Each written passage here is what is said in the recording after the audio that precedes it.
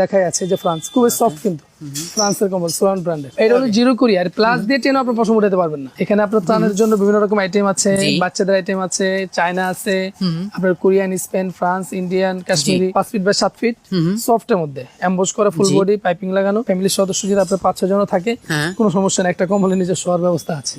أرواحنا ودماؤنا وأهلنا وأبناؤنا وبيوتنا فداء للقدس والأقصى।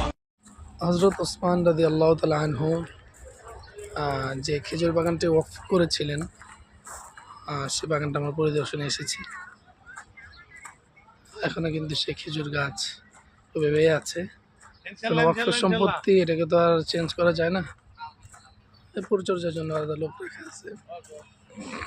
এখন কিন্তু খেজুর নেই, ওই যে মাত্র মুকুল হচ্ছে আর কি।